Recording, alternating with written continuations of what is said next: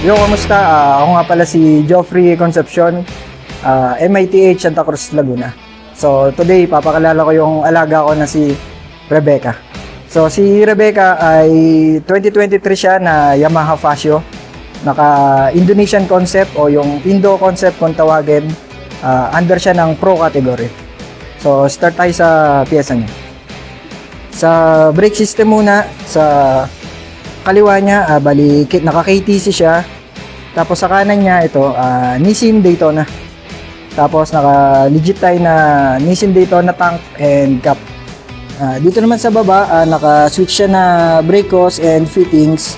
Tapos yung caliper niya is Nissin na 4-pot na Twin Africa. Tapos sa front suspension niya, nag-KYB siya.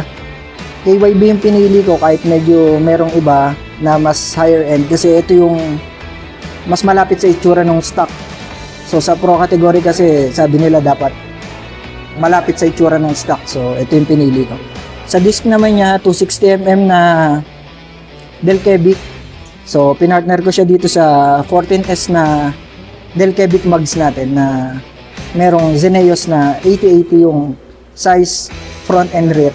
Sa details naman niya nagpalit tayo ng carbon parts. So dito sa harap, tapos isa sa gauge panel, tapos isa para dito sa likuran niya. Ayan, dito sa taillight niya. So, tatlo lang yung carbon parts niya kasi under Pro category, ang allowed lang na carbon parts na pwede mong ilagay ay maximum na 3 pieces lang. So, dito pa, dagdag detalye, naglagay tayo ng ARM na spinner. Tapos sa pipe naman natin, Shijiro City Runner siya. So, ito yung nilagay namin. Dati siya nakakinochi. Nung nagpalit tayo ng makina, nagkarga kasi tayo. So, mas proper yung itong pipe na nakakabit sa kanya ngayon na City Runner. So, sa likod naman, itong rear suspension natin, 325mm siya na KTC Gufo. So, tapos naglagay tayo ng dagdag detalye na HPA. Sa makina naman niya, nagkarga tayo. So, ngayon ay naka 59 all stock siya. So, bakit 59? Kasi pang daily ko ito pampasok ko sa trabaho.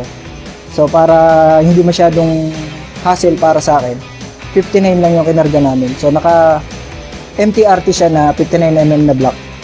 Tapos, ito yung ibang detalye para sa engine natin. So, yan. Naka HYB siya na fuel reg.